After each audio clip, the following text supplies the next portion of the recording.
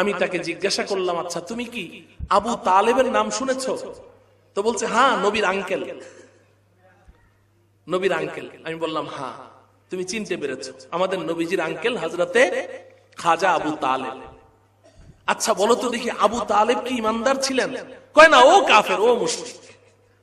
খ্রিস্টান বলছে ও কাফের, ও মুশরিক। আমি বললাম হ্যাঁ, আবু তালেবও কাফের ছিলেন, মুশরিক ছিলেন, কিন্তু তুমি এটা জানো না যে আবু তালেব একদিকে স্রষ্টা হিসেবে যেমন আল্লাহকে বিশ্বাস করতেন, অপরদিকে নিজের ভাতিজা মুহাম্মদকে নবী হিসেবেও বিশ্বাস করতেন। সে অস্বীকার করলো, কয় না বিশ্বাস করতেন না। আমি বললাম থামো, আমি পড়াশোনা করে দেখে, তুমি তো দেখতেই পাচ্ছ আমার কাজই হলো পড়াশোনা করা, আমি জেনে শুনে বলছি।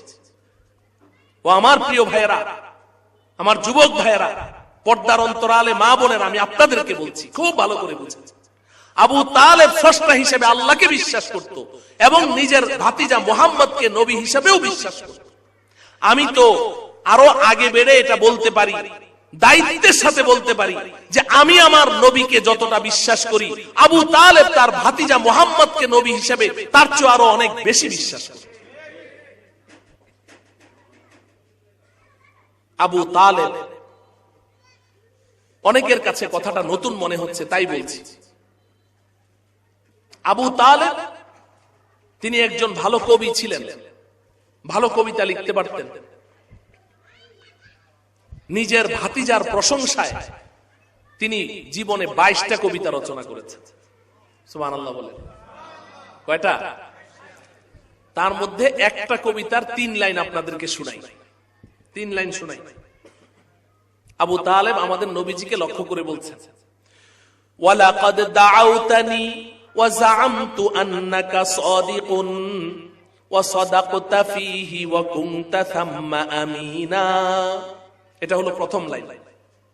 দ্বিতীয় লাইন, ওয়া আরাফতু দীনাকা লা মাহালাতা আন্নাহু মিন খায়রি আদিয়ানিল বারিয়াতি দীনা।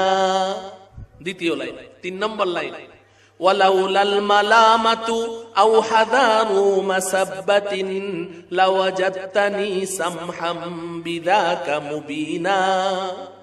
আবু তালেব আমাদের নবীজিকে লক্ষ্য করে বলছেন, ও ভাতিজা, ওয়ালাকাদ দাআউতানি, তুমি আমাকে আহ্বান করেছো, ডেকেছো তোমার রবের দিকে, তোমার নবুয়তের দিকে, তোমার ধর্ম ইসলামের দিকে। ওয়া যাআমতু আন্নাকা সাদিকুন, আমি মনে প্রাণে বিশ্বাস করি তুমি সত্যবাদী। ওয়া সাদাকতা ফীহি ওয়া কুনতা থাম্মা আমিনা, জীবনে কোনোদিন আমাদের সাথে একটিও মিথ্যা বলনি। অতএব আজকে তুমি তোমার রব সম্পর্কে আমাকে যা বলেছো সব সত্য বলেছো, তোমার নবুয়ত সম্পর্কে যা বলেছো সব সত্য বলেছো, তোমার ধর্ম ইসলাম সম্পর্কে আমাকে যা বলেছো সব সত্য বলেছো। আবু তালেব বলছে, ওয়া আরাফতু দীনাকা লা মাহালাতা আন্নাহু মিন খায়রি আদিয়ানিল বারিয়াতি দীনা। ও ভাতিজা মুহাম্মদ, আমি তোমার ধর্ম ইসলামকে এতটা বিশ্বাস করেছি, এতটা বিশ্বাস করেছি, আমি দৃঢ়তার সাথে এই কথা বলতে পারি যে পৃথিবীতে প্রচলিত সমস্ত ধর্মের মধ্যে সর্বশ্রেষ্ঠ ধর্ম তোমার ধর্ম ইসলাম। আবু তালেব বলছে। কে বলছে? তাইলে আবু তালেব স্রষ্টা হিসেবে আল্লাহকে বিশ্বাস করতো কিনা? ভাতিজা মুহাম্মদকে নবী হিসেবে বিশ্বাস করলো কিনা? ইসলাম শ্রেষ্ঠ ধর্মের স্বীকৃতি দিল কিনা? এবার আপনারা ফতোয়া দেন, আবু তালেব ইমানদার ছিল? জোরে বলেন। কারণটা কি? কারণটা কি? আমিও আল্লাহকে বিশ্বাস করি স্রষ্টা হিসেবে, আবু তালেবও বিশ্বাস করেছে। আমিও আমার নবীকে বিশ্বাস করি, আবু তালেবও বিশ্বাস করেছে। আমি ইসলামকে শ্রেষ্ঠ ধর্ম বলে জানি, আবু তালেবও শ্রেষ্ঠ ধর্ম বলে জানতো। তাহলে আমি আমার নিজেকে ইমানদার বলছি, আবু তালেবকে কাফের বলছি, পার্থক্যটা কোথায়? এটা আমাদের জানার দরকার আছে না নাই? এই বাস এই পার্থক্যটুকু আমি আপনাদের সামনে পেশ করতে চাই, এই পার্থক্যটুকু পেশ করতে চাই। পার্থক্যটা কোথায়? আমার বিশ্বাস আর আবু তালেবের বিশ্বাস তো সেম সেম হয়ে গেল। আজকে তো এই বিশ্বাসটাকে পুঁজি করেই আমি খুব আত্মতৃপ্তির সাথে ঘুমাচ্ছি, আমার এক ওয়াক্ত নামাজও লাগে না, আমার রমজানের কোনো রোজা লাগে না, আমার কোরআন তেলাওয়াতের প্রয়োজন হয় না, আমার আল্লাহ আল্লাহ জিকিরের প্রয়োজন হয় না, আমার তাসবিহ তাহলিল জপার প্রয়োজন হয় না, আমার শরীয়তের কোনো বিধান মানার প্রয়োজন হয় না, হালাল হারাম পার্থক্য করার প্রয়োজন হয় না, যত আকাম কুকাম সব আমি করছি, কিন্তু আবার নিজেকে ইমানদার দাবি করছি। ও আমার প্রিয় ভাই, যদি শুধু এই বিশ্বাসটুকুই আমার ঈমানের জন্য যথেষ্ট হয়, তাহলে আমি আমার নিজেকে কেন ইমানদার বলছি? আবু তালেবের দোষটা কি ছিল? আবু তালেবকে কেন কাফের বলছি? পার্থক্য জানার দরকার আছে না নাই? আল্লাহ আমাদেরকে বুঝার তৌফিক দান করুন। আবু তালেব, আমি তার কবিতার 2টা লাইন শোনালাম, 3 নম্বর লাইন শুনেন, আপনাদের কাছে স্পষ্ট হয়ে যাবে পার্থক্যটা কোথায়, আপনাদের কাছে স্পষ্ট হয়ে যাবে। এবং ঈমানের ডেফিনেশন আমি বলছিলাম, ঈমান কাকে বলে, এটা বলেই কথা শেষ করছি। ঈমানের ডেফিনেশন, আবু তালেবের কবিতার 3 নম্বর লাইন, আবু তালেব বলছে, ওয়ালাউলাল মালামাতু আও হাদারু মাসাব্বাতিন লাওয়াজাতনি সামহাম বিযাকা মুবিনা।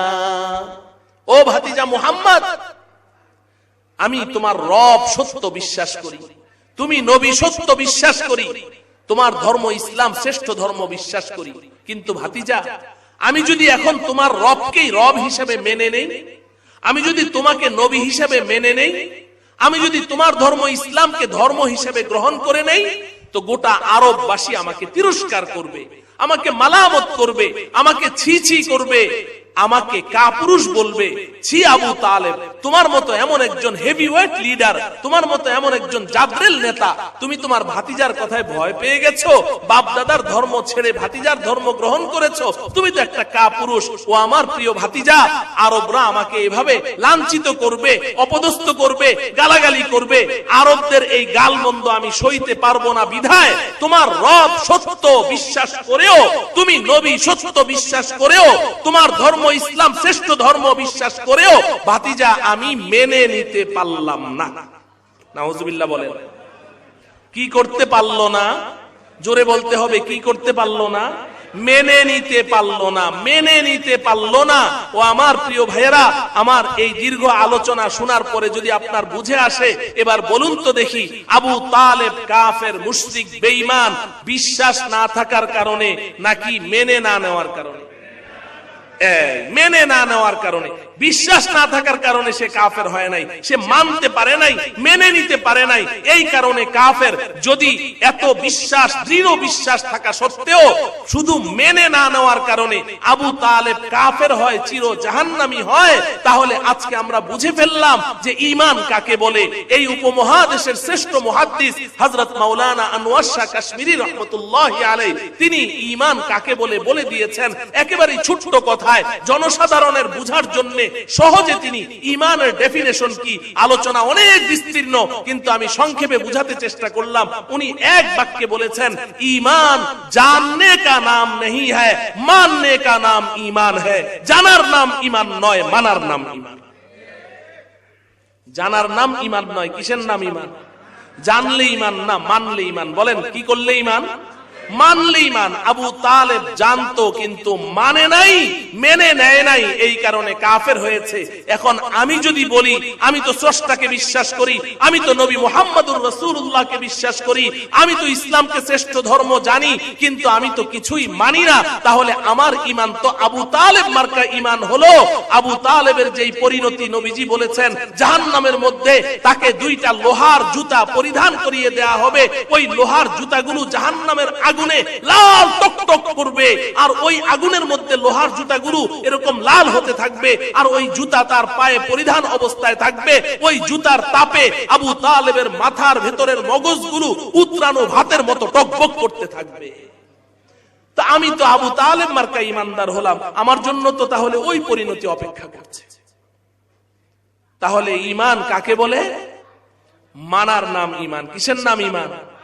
জানলে ঈমান না মানলে ঈমান? আজকে থেকে কি আমরা এই জানা মার্কা ঈমান নিয়ে থাকবো, নাকি মানার মাধ্যমে ঈমানদার হব? কারা কারা মানবো? হাত উঠাই।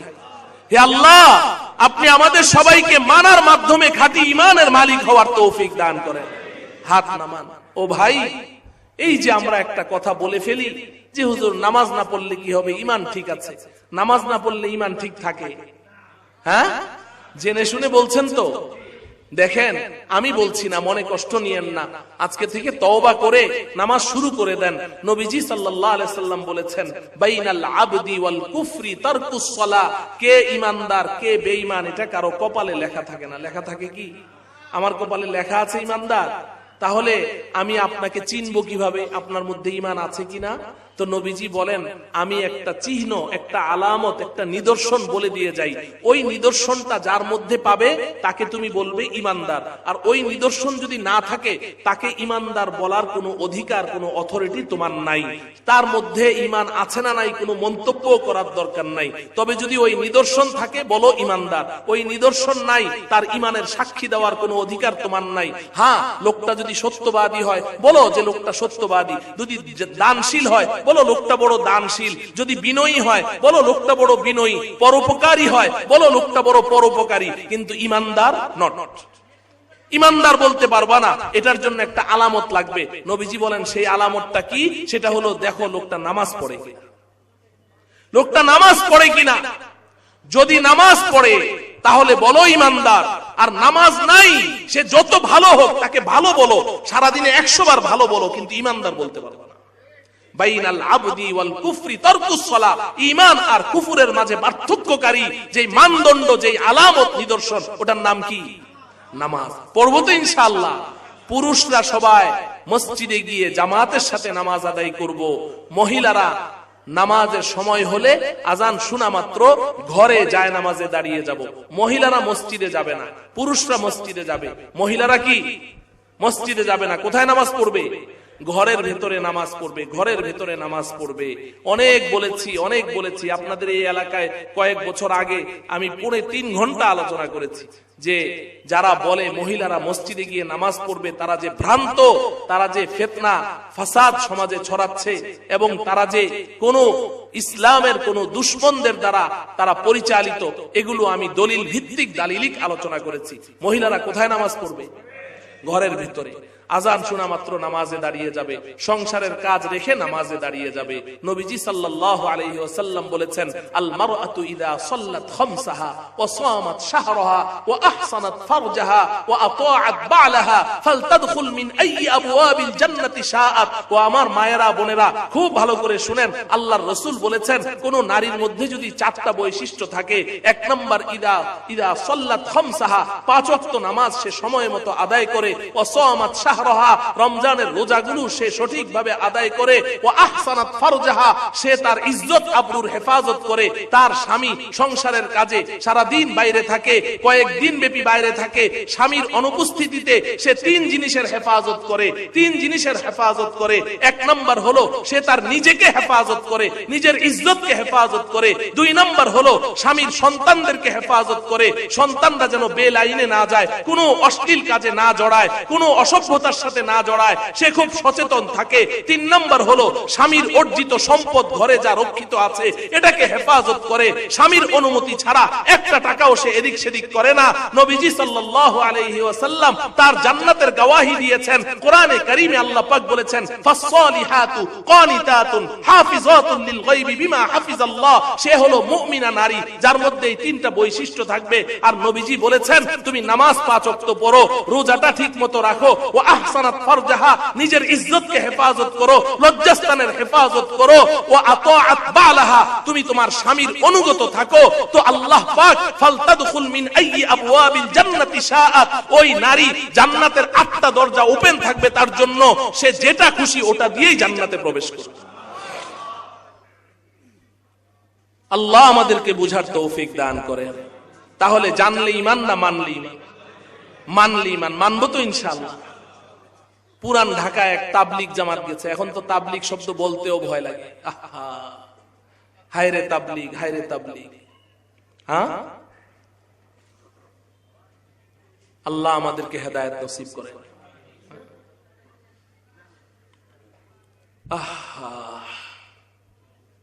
এজন্য বলি যে ঈমানের আলোচনা খুব বেশি হওয়া দরকার। সারা জীবন মানুষকে ঈমানের দাওয়াত দিয়ে, সারা জীবন মানুষকে ঈমানের দাওয়াত দিয়ে নবীজি সাল্লাল্লাহু আলাইহি সাল্লাম বলেছেন সিবাবুল মুসলিমি ফুসুকুন ওয়া কিতালুহু কুফরুন। বুখারী শরীফের হাদিস, ভালো করে বুঝো আমার ভাই, গোড়ামি করো না, গোড়ামি করো না। এটা কোনো রাজনৈতিক দল না, আওয়ামী লীগ, বিএনপি, জাতীয় পার্টি, আমার লিডার যা বলে তাই সই, এটা রাজনীতি না, এটা তোমার জান্নাত জাহান্নামের কথা বলছি।